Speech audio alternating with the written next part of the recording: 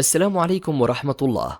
نعرض لكم اليوم سامسونج جالاكسي S8 وجالاكسي S8 بلس.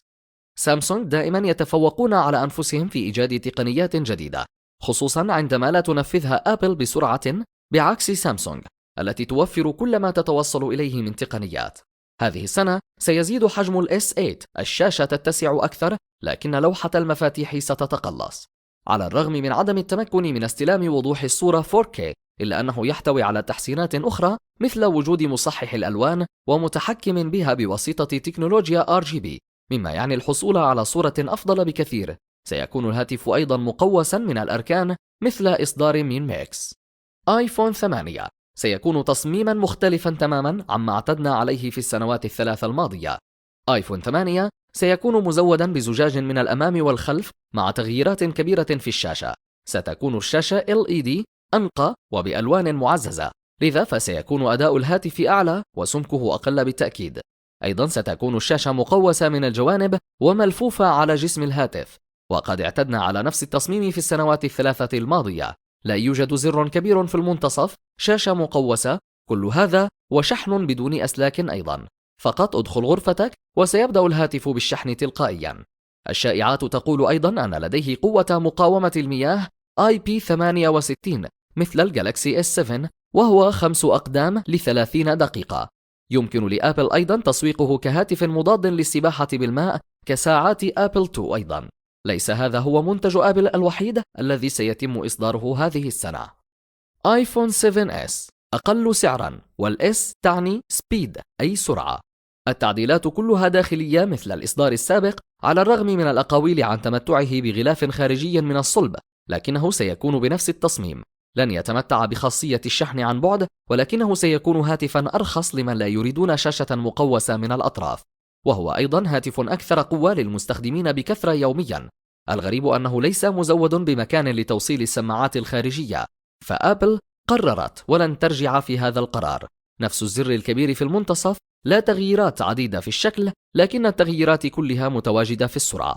ربما نفس شريحة الآيباد التي سيستخدمها 8 أيضا. جالاكسي نوت 8.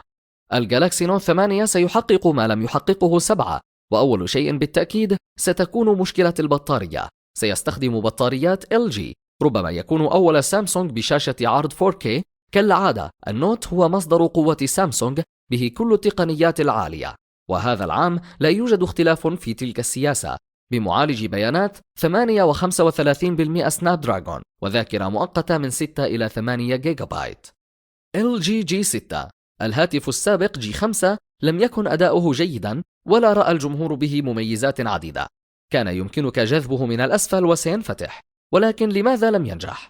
لأنه لن يشتريه أحد لمجرد كونه ينفتح من أسفل، وهو مزود بكاميرا واحدة وميكروفون واحد.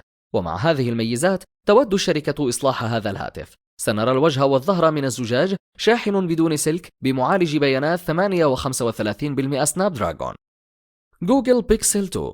الهاتف السابق جوجل بيكسل 1 كان من أفضل هواتف الأندرويد على الإطلاق، لكن كان ينقصه بعض الأمور مثل مقاومة الماء بالمقارنة بآيفون. الكاميرا كانت رائعة، لكن الإصدار الجديد سيكون مزودا بحساس للكاميرتين مع مقاومة الماء مثل آيفون بالضبط، وجسم زجاجي بالكامل كي يسمح بالشحن عن بعد، وشاشة عرض AQHD.